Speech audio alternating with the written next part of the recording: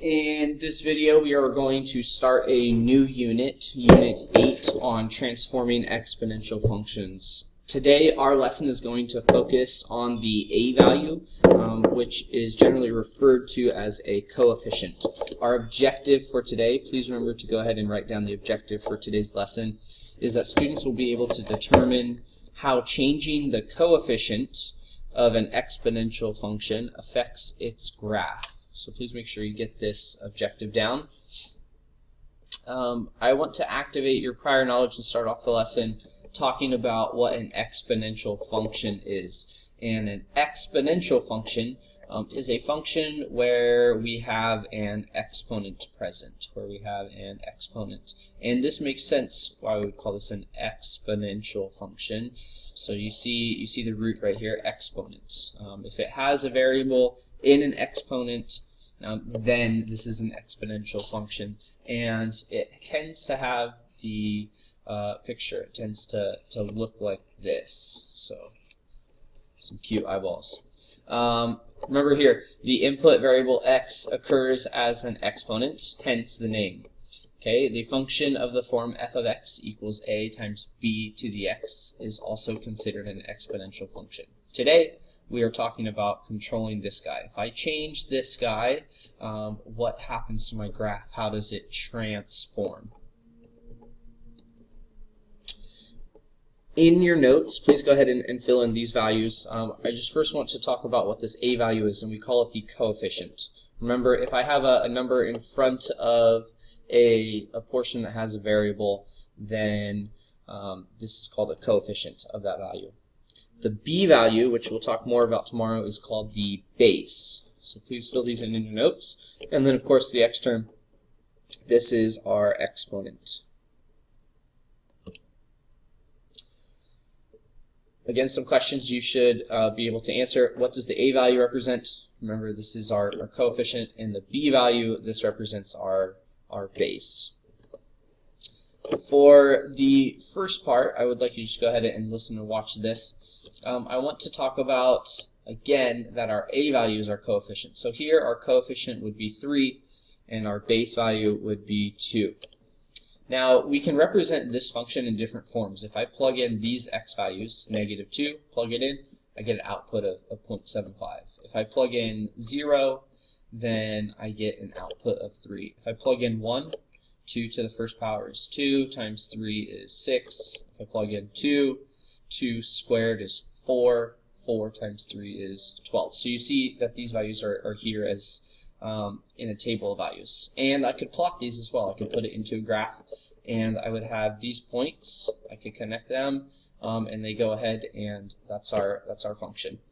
Now, before I get to that question, I want you to notice here that our intercept, the y-intercept, this point here is 0, 3, and you can see that here, 0, 3. That's our intercept, because our x value is 0. And notice that that's connected here. So just a quick checking for understanding. What is the coefficient of this function? So look at the structure of this, 2 times 0.7 to the x, and here I have 3 times 2 to the x. Well, the coefficient, remember, is in front of the base term. So here the base for this function would be 0.7. Base is always connected to the exponent. Base, exponent, base, exponent. It's like peanut butter jelly, Batman, Robin, Mario, Luigi, however you want to think about it. The coefficient here is 2 in this situation. So on the back of your notes, I would like you to please go ahead and write this. I would like you to write on the back of your notes, f of x equals 2 to the x. So please write this down. F of x equals 2 to the power of x. Additionally, go ahead and write down this, and if you could underline this, the parent function. The parent function is an original function, and here today we're talking about exponential functions. So it's an exponential function with a coefficient of 1. No other transformations are on this. It's just the base to the x power. This is what we call the original function.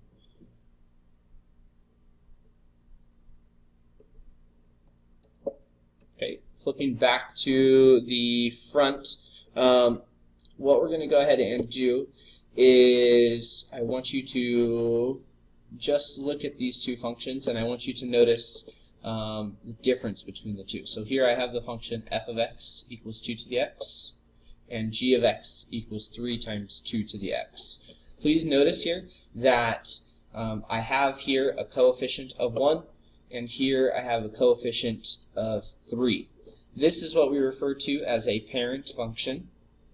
This function has a coefficient of 3. So the difference between the two exponential functions is that f of x has a coefficient of 1. It is a parent function, while g of x has a coefficient of 3.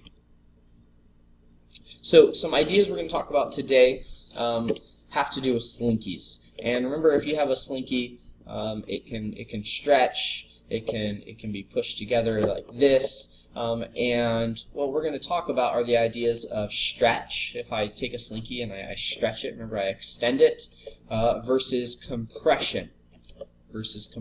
So this is when we stretch something, right? Something's stretched out. It's getting elongated. It's getting bigger. And here, this is what we call compression. When I squish something together. And you kind of think about with arrows, right? We compress, we push these together, and here stretch, my arrows are being extended out, right? So in your notes, I want to first talk about vertical stretch. Vertical stretch of a graph is the result of pulling the graph away from the x-axis. Each y value of an xy pair is multiplied by a factor of a such that a is greater than 1. So please make sure you fill in these portions in your notes. But notice here, if I have the parent function f of x equals 1.5 to the x, that's this function here, I have a coefficient of 2. So notice my a value, here's the a value, remember f of x equals a times b to the x, so my a value here is 2. So since it's bigger than 1, my function is being stretched. It's being pulled away from my x-axis.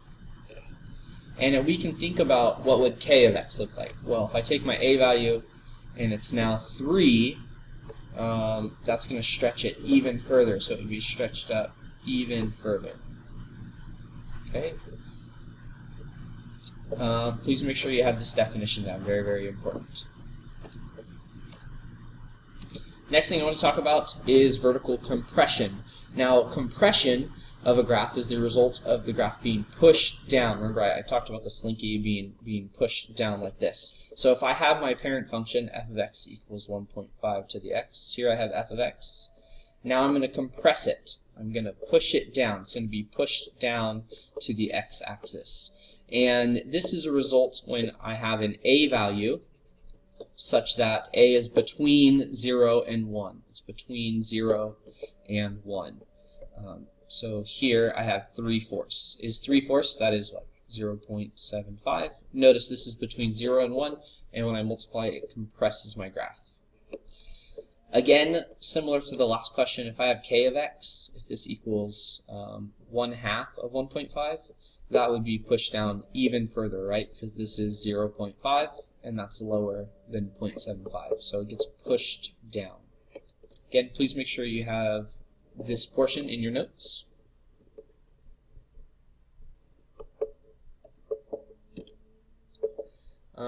And what we want to go ahead and do is I want you to quickly identify if we have stretch or compression here. So my parent function is the blue function, 3 to the x, and I have this graph here, g of x equals 0.6 times 3 to the x. So notice here my a value is 0.6 and my graph is going down, so this would be vertical compression.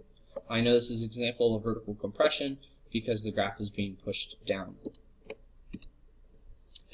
Additionally, here I have an example of vertical stretch. I know this is vertical stretch because the graph is being pulled up. Notice also my a value is 3 here. So what we're going to do is these are the steps to determine if a graph of a function produces a vertical stretch. or compression. In your notes, please write this. If the coefficient A is greater than 1, then it is vertical stretch. If the coefficient A is between 0 and 1, then it is vertical compression. If the coefficient is bigger than 1, stretch. If the coefficient is between 0 and 1, then it is compression.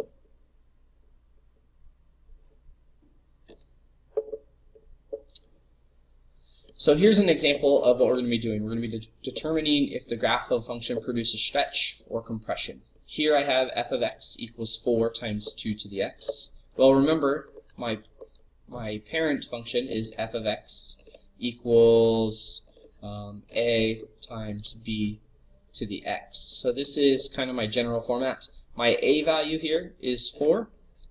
So a is 4. 4 is definitely greater than 1, so this is stretch. This is stretch. Okay, that's what we're going to be doing here. So the first example in your notes, we're going to go ahead and respond. We need to determine our a value first. So a, well, here again, remember, this is a times b to the x. So my a value is 0.3. And notice 0.3, that is between 0 and 1. So since it's between 0 and 1, this is going to be compression. I know this is compression because 0.3 is between 0 and 1.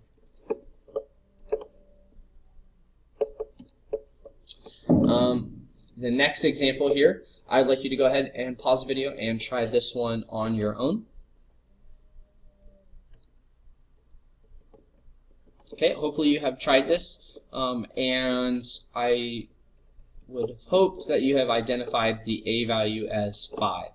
And since 5 is greater than 1, my a value 5 is greater than 1, I know this is vertical stretch because 5 is greater than 1.